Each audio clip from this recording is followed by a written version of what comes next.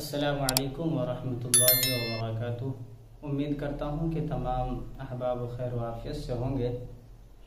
तो आइए हम अपने सबक का दूसरा सबक शुरू करते हैं, जिसका नाम है भाभी जान। तो देखिए, भाभी जान जो सबक है, इसके मुसन्निफ के बारे में पहले कुछ जान लेते हैं, तो उसके बाद आगे बढ़ेंगे। देखिए, जिन्होंने ये भाभी जान कहानी लिखी है, अफसाने, उनका नाम है सुहेल अजीम आबादी। असल नाम तो सैयद मुजीबुर रहमान है। उनका असल नाम सैयद मुजीबुर रहमान है और इनकी पैदाइश 1911 ईस्वी में हुई और उनकी वफात 1980 ईस्वी में है। गांव पटना, जिला पटना और तखल्लुस सुहेल, ये चीज इनके बारे में है। देखिए, सुहेल अजीम आबादी की इब्तिदाई जिंदगी जो थी इनकी, ये शायराना जिंदगी थी। ये शायर किया करते थे। सुहेल अजीम आबादी, इनका असल नाम मुजीबुर रहमान, सैयद मुजीबुर रहमान है और इनका तखल्लुस जो है वो सुहेल है। ये 1911 ईस्वी में पटना में पैदा हुए और पैदाइश के 1 साल के बाद इनकी वालदा का इंतकाल हो गया। इनकी वालदा इस दुनिया से चली गई। तो इनकी जो परवरिश हुई है, इनको जो पाला गया है, तो ननिहाल में पाला गया है और इनकी इब्तिदाई तालीम भी वही हुई है। और इन्होंने एजुकेशन जो ज़्यादातर प्राप्त किया है, हासिल किया है, वो अपने इलाके में रह करके ही हासिल किया है। एक मुअल्लिम साहब थे, उनकी सरपरस्ती में रहे और वहीं पर इन्होंने अपनी तालीम मुकम्मल हासिल की, इब्तिदाई तालीम। और ये जमींदार खानदान से ताल्लुक रखते थे। देखिए, सबसे पहले जब हम इस क्लास का आगाज करते हैं, यानी भाभी जान, ये जो चैप्टर है, ये जो सबक है, ये बहुत लंबा सबक है। 1 2 3 4 5 सफ़े 5 पन्ने का है, यानी तकरीबन 8 सफ़े का ये सबक है। अगर हम इसे वीडियो में पढ़ाएं तो बहुत लंबी वीडियो बन जाएगी। इस वजह से आइए हम इसका खुलासा समझ लेते हैं और आगे क्वेश्चन आंसर कर लेंगे, सवाल जवाब कर लेंगे, तो इंशाल्लाह हल हो जाएगा हमारा ऐसा चीज। देखिए, इस कहानी में जो बताया गया है भाभी जान, यानी रुकैया नाम की एक भाभी थी और उनका एक देवर था अख्तर। उन दोनों के ताल्लुक से इसमें बात की गई है कि रुकैया नाम की जो एक औरत थी, भाभी, तो उनकी जिंदगी बहुत कठिनाई के साथ कटी, लेकिन उन्होंने हर मुश्किल का डटकर जो है सामना किया। उनका जो शोहर था वो सियासी से ताल्लुक रखते थे, सियासत से, जिसकी वजह से बारहा वो जेल में जाते रहते थे। आए, कुछ दिन रुके घर पे, फिर जेल में चले गए, कुछ दिन रुके, फिर कैद खाने में चले गए। यानी ज्यादातर उनकी जिंदगी का जो हिस्सा जेल में ही गुजरा, कैद खाने में गुजरा। तो इनके जो देवर थे अख्तर साहब, वो बताते हैं कि जब मैं एक दिन उनके घर पहुंचा तो मैं क्या देखता हूँ कि सुबह से लेकर के शाम तक मशीन की तरह काम करती रहती। सुबह सवेरे उठती है, अपने बच्चे को, 3 बच्चे थे उनके, 1 लड़की 2 लड़के, अपने बच्चे को उठाती है, नहलाती हैं, कपड़े बदलवाती हैं और उसके बाद में जो है नाश्ता तैयार करके नाश्ता करवाती है और 7 बजे तक जो है उनको स्कूल भेज देती है। स्कूल में पढ़ देते उनके बच्चे और खुद ये तैयार होती 7 बजे। और जब स्कूल में बच्चे को भेज देती थी तो इनके घर पे जो है मिलने, इनके ताल्लुकात वाले, कुछ बातचीत करने वाले, कुछ मिलने वाले 7 बजे के बाद सबका आना शुरू हो जाया करता था। जब उनसे फारिग हुआ करती थी तो फिर स्कूल में जो है, एक कॉलेज में भी थी, कॉलेज में पढ़ाया करती थी, लेक्चरर थी, तो वहां पे जाकर के बच्चों को देखना, बच्चों के निज़ामों को संभालना।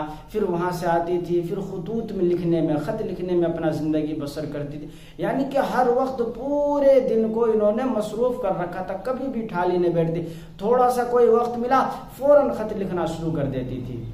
और इन्होंने ऐसी मुश्किल में न जाने कितने गरीब बच्चियों को इन्होंने अपने तरफ से एजुकेशन दिलवाई, तालीम दिलवाई। एक लड़की का इसके अंदर वाकया है कि उसका नाम शमी था। वो बहुत गरीब फैमिली से बिलोंग करती थी, तो उनका जो है खर्च, रहना, यानी पढ़ाई की जितनी खर्च इंतजामात होते थे सब कुछ जो है ये अपने तरफ से किया करती थी। एक मर्तबे की बात है कि वो बेचारी आई और इनके घर आने के बाद जो है बैठ गई, कुछ कहने को सोचती थी लेकिन कह नहीं सकती थी, होंठ हिलता था लेकिन मुंह से आवाज नहीं निकलती थी। तो रुकैया भाभी जो थी वो कहने लगी क्या बात है बेटा, बात बताओ। तो ये बोलना चाहती थी लेकिन बोल नहीं सकती थी, आंख से आंसू रोने लग गई। तो अख्तर साहब कहते हैं कि मैं भी वहीं पे बैठा था, मैंने सोचा कि क्या पता मेरे डर से, मेरे शर्म से, मेरी शर्म आ रही हो इस वजह से ना बोल रही हो। तो भाभी जान उसे एक कमरे में ले गई और वहां पे कमरे में ले जाने के बाद उनसे पूछा कि बेटा बात क्या है, बात बताओ। तो उन्होंने बताया कि आज मेरे भाई का तालीम का, एजुकेशन का फीस जमा करना है, आज आखिरी डेट है और हमने बहुत जगह इंतजामात, बहुत जगह कोशिश की, नहीं बहुत हमने कोशिश की लेकिन इसका इंतजाम नहीं हो सका, इस वजह से हम आपके पास आए हैं कि हो सकता है कि कुछ इंतजाम हो जाए। तो बस ये कहना था। तो भाभी जान जो थी रुकैया आराम आराम से थप्पड़ लगाए उसके, तो कहने गए बेटी ये शर्म की क्या बात है, अगर तुझे कोई दिक्कत हुई, परेशानी हुई तो आराम से कह सकती थी। तो उन्होंने अपनी लड़की के लिए सोने की बहुत मुशक्कत से कमा करके जमा किया पैसा, फिर अपने बेटी के लिए 2 सोने की चूड़ियां बनाई थी, 2 सोने की चूड़ियां बनाई। तो फिर उन्होंने उस चूड़ियां को लेकर के और खिड़की पे से जहाँ पे रखी थी वहां से उतार करके उसके हाथ में दे दिया और कहा कि जाओ इसे बेच करके अपने भाई का फीस जमा कर देना। तो ये थी रुकैया भाभी। चलिए इनका खुलासा था, यानी कि अपने जिंदगी का हर जितने मुश्किलात, एक तो इनके शोहर घर पे नहीं थे, हमेशा जेल में कैद खाने में रहा करते थे, उसके बावजूद इन्होंने अपने बच्चों को पोल पास उनके अपने बच्चों की परवरिश करी और उसके बाद जो है अपने बच्चों की परवरिश करने के बावजूद जो गरीब हुआ करते थे उनके जो है हर इंतजामात में हिस्सा लिया करते थे। खुद अख्तर साहब कहते हैं कि मैं जो वहां पर पहुंचा था भाभी जान के बाद, तो मैं एक सवाल के गर्ज से मैं एक अपने दिल के अंदर एक बात लेकर के पहुंचा था। वो बात ये थी कि अख्तर साहब जो है वो किसी और लड़की को चाहते थे, अख्तर साहब किसी और लड़की को चाहते थे और उनकी वालदा जो थी अख्तर साहब की वो किसी और लड़की से उनकी शादी करवाना चाहते थे।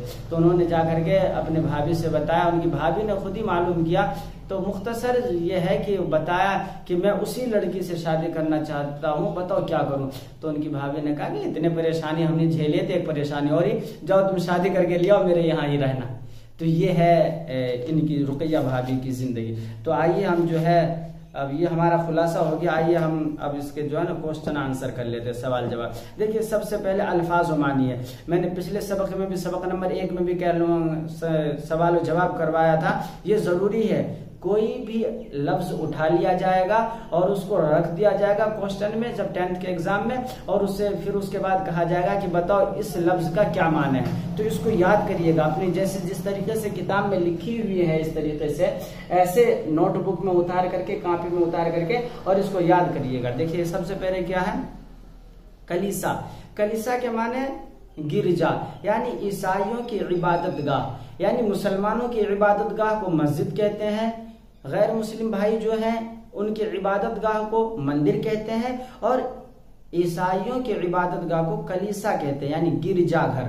उसके बाद एहतिजाज। एहतिजाज के माने एतराज, हुज्जत और इनकार। कहते हैं ना एहतिजाज करना, यानी इनकार करना, किसी ने कोई काम किया और पब्लिक को पसंद नहीं, आम इंसान को पसंद नहीं, वो कानून बन गया, अब उसके ऊपर जो सब आदमी मिल करके बात करते हैं उसको एहतिजाज कहते हैं, यानी उसका इनकार करना, बायकॉट करना। उसके बाद है मुलाजिमत। मुलाजिमत के माने नौकरी खिदमत में रहना, यानी कोई इंसान किसी इंसान के यहाँ जाकर मजदूरी कर रहा है तो यानी कि वो मुलाजिमत कर रहा है। तीसरा चौथा है उसके बाद में सरापा। सरापा के माने सर से पांव तक की तस्वीर कशी। उसके बाद में नजात। नजात के माने रिहाई, छुटकारा। उसके बाद में सलेब। सलेब ईसाइयों का एक मकसद निशान होता है। सलेब ईसाई जो एक मजहब है उनका एक मकसद निशान होता है। निशान क्या? सलेब। ईसाइयों की मकसद निशान को सलेब कहते हैं। उसके बाद में जबर। जबर यानी जुल्म सितम करना। जबर के माने जुल्म सितम करना। मुलाजिम के माने नौकर खादिम। सुतून के माने खंबा और अज़्म के माने इरादा, नीयत। इरादा और नियत जमउल अज़ाइम। तो ये हमने अल्फाज माने कर लिए। आइए अब सवाल करते हैं। देखिए सबसे पहले सवाल ये है मुख्तसर सवाल यानी छोटे सवाल है। ये कह रहे हैं कि सुहेल अजीम आबादी कहाँ पैदा हुए। मैंने बताया था कि सुहेल अजीम आबादी पटना में पैदा हुए। कहाँ पैदा हुए? पटना में पैदा हुए। उसके बाद दूसरा सवाल है कि सुहेल अजीम आबादी की बचपन का नाम क्या था। सुहेल अजीम आबादी का बचपन का नाम मुजीबुर रहमान क्या था? मुजीबुर रहमान था। सुहेल अजीम आबादी के बचपन का नाम क्या था? मुजीबुर रहमान। तीसरा सवाल है कि सुहेल अजीम आबादी के अफसानों के पहले मजमुए का नाम क्या था और वो किस साल में शाये हुआ। यानी सुहेल अजीम आबादी जो हैं, जो इसके मुसन्निफ हैं, राइटर हैं, उनका जो है सबसे पहले जो मजमुआ शाये हुआ था, निकला था, उसका नाम था चार चेहरे। क्या? चार चेहरे। और वो जो है ना देश के आजाद होने के बाद शाये किया गया था। उसके बाद सवाल नंबर 4 है सुहेल अजीम आबादी की पैदाइशी तालीम किस मदरसे में हुई। तो सुहेल अजीम आबादी की पैदाइश तालीम अपने गांव के मदरसे में यानी पटने में ही हुई इनकी पैदाइशी तालीम। उसके बाद मुख्तसर सवाल के बाद है रुकैया भाभी। मुख्तसर सवाल है कि रुकैया भाभी के किस देवर का किरदार कहानी में पेश किया गया, उनका नाम क्या है। यानी रुकैया भाभी के जो देवर थे उनका क्या नाम था। तो उनका नाम था अख्तर साहब। क्या नाम था? अख्तर। उसके बाद दूसरा सवाल है रुकैया भाभी के शोहर को बार बार क्यों जेल में जाना पड़ता था। इसलिए जेल में, इसका जवाब यह है कि इसलिए जेल में जाना पड़ता था क्योंकि वो सियासत से ताल्लुक रखते थे। किस चीज से? सियासत से थे। तीसरा सवाल है रुकैया भाभी किस लड़की की तालीम का खर्च बर्दाश्त करती थी, खुद बर्दाश्त करती थी और क्यों करती थी। तो रुकैया भाभी जो तालीम का खर्च बर्दाश्त करती थी वो शमी नाम की लड़की थी, उन्हीं की तालीम का खर्च बर्दाश्त करती थी। इस वजह से बर्दाश्त करती थी क्योंकि वो गरीब थी बेचारी। और उसके बाद चौथा सवाल है कि रुकैया भाभी को सोने की चूड़ियों को क्यों फरोख्त करवाना पड़ा। यानी सोने की जो चूड़ियां बनाए थे उनको क्यों बेचना पड़ा। तो उनको इस वजह से बेचना पड़ा कि शमी नाम की जो लड़की थी वो आई थी अपने भाई के तालीम के पैसे को माहाना जमा करने के लिए, उनके पास पैसे नहीं था, इस वजह से उन्होंने वो चूड़ी बेच करके उनका जो मंथली जमा किया था, मंथली फी। नंबर 5 पे है रुकैया भाभी को जब फुर्सत मिलती थी तो वो अपना शौक पूरा करने के लिए कौन सा काम क्या करती थी। तो इसका जवाब ये है कि जब भी कोई थोड़ा सा भी फुर्सत मिल जाया करता था उन्हें तो वो खत लिखना शुरू कर दिया करती थी। अब उसके बाद आइए तवील सवाल। तवील सवाल यह है कि रुकैया भाभी का सरापा कम अज कम 10 जुमलों में लिखिए।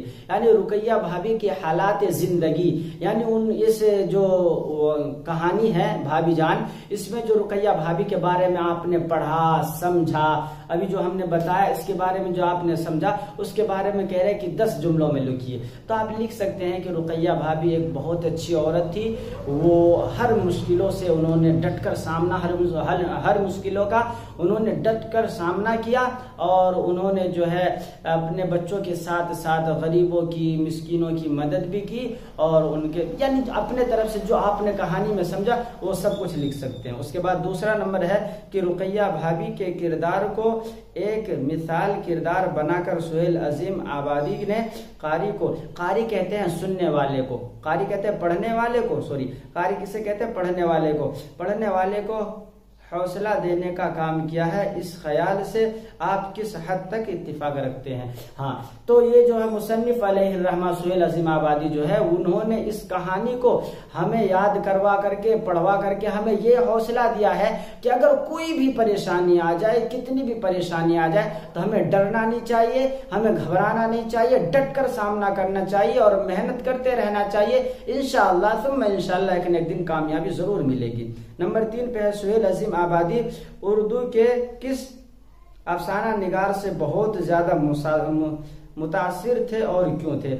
तो ये जो सुहेल अजीम आबादी है ये सबसे ज्यादा जो मुतासिर थे, यानी सबसे ज्यादा जो फॉलो करते थे वो प्रेमचंद्र थे। कौन? प्रेमचंद्र। उनके जो अल्फाज थे उनको भी फॉलो करते थे और उनसे बहुत ज्यादा मुतासिर थे ये। उसके बाद है कि अफसाना भाभी के किस किरदार ने आपको बहुत ज्यादा मुतासिर किया। यानी ये जो इसमें भाभी जान कहानी में सबसे ज्यादा कौन सा किरदार ने, कौन सी लाइन ने, कौन से अल्फाज ने आपको मुतासिर किया, तो इसका ये है कि सबसे ज्यादा जो इसमें अहम है वो ये है कि जब शमी नाम की लड़की आई थी, वैसे तो बहुत है लेकिन मैं जो अपने उससे बता रहा हूँ गुमान से, ये है कि शमी नाम की जो लड़की थी वो बेचारी आई, रो रही थी, तो उनके पास कुछ नहीं था, बस सोने की चूड़ियां थी जो उन्होंने अपनी बेटी के लिए बनवाई थी और उनकी बेटी सिर्फ एक बार पहनी थी उस चूड़ी को, तो वो चूड़ी उठा करके उनको दे दिया। इससे हमें ये सबक मिलता है कि अगर कोई भी मोहताज आए और हमारे पास जो भी हो तो हमें उसकी मदद करनी चाहिए। हम इससे ये सबक हासिल करते हैं। नंबर 5 पे है कि सुहेल अजीम आबादी के बारे में आप सुहेल अजीम आबादी के बारे में अपने उर्दू के उस्ताद से मदद लेकर कम अज कम 10 जुमले तहरीर करें, साथ ही ये भी तहरीर करें कि उनके अफसानों के दूसरे मजमूए का नाम क्या। यानी सुहेल अजीम आबादी के बारे में कह रहे हैं कि अपने उस्ताद से लेकर के अपने उस्ताद को सामने रख करके, यानी उनसे मालूम कर करके और पूछ करके 10 जुमले लिखो। तो बहुत आसान सी बात है, हमने पीछे ही बताया कि सुहेल अजीम आबादी के बारे में बता देना है कि उनका असल नाम जो है वो सैयद मुजीबुर रहमान है, ये पटना के रहने वाले थे और ये जमींदार खानदान से ताल्लुक रखते थे और इनकी जो है पैदाइश जो है 1911 ईस्वी में हुई और वफात जो है 1980 ईस्वी में हुई और ये पटना में पैदा हुए और अपने ननिहाल में इनके ननिहाल में इनकी परवरिश हुई और उसके इनकी वालदा का जो है 1 साल पहले इंतकाल हो गया था। यानी जो भी बात आप समझे बस 10 जुमले में लिख देना है, ये काफी हो जाएगा इंशाल्लाह। अगर इस पर आप मेहनत कीजिएगा जैसे हमने बताया है, इसको लिखिए, सवाल याद कीजिए और ये जो अल्फाज माने हैं ये याद कीजिए और भाभी जान जो कहानी है इसको एक बार आप जरूर पढ़ लें। पढ़ने के बाद जो है सारी बातें समझ में आ जाएगी। इसमें जो है ना ज्यादा लंबी कहानी है, अगर मैं सारी पढ़ूं तो जो है 1 घंटे की कम से कम वीडियो बन जाएगी, इस वजह से मैं ये पढ़ नहीं रहा हूं। जो खुलासा मोटी मोटी बातें थी वो मैंने समझा दी। तो ये सारी बातें होगी, कोई सवाल जवाब भी हो गया। तो जो हजरात अगर आपको ये वीडियो अच्छी लगी हो तो लाइक करें और हमारे चैनल पर अगर आप नए हो तो हमारे चैनल को सब्सक्राइब करें और जो है जो आपके रिश्तेदार, आपके दोस्त जो भी हो, जो 10th के स्टूडेंट हो या नेक्स्ट ईयर जो अगले साल अगर 10th में जाएंगे तो उनके पास तक जो है ये वीडियो पहुंचा दे, आपकी मेहरबानी होगी। खुदा हाफिज, अस्सलाम वालेकुम। फिर मिलते हैं अगले वीडियो में।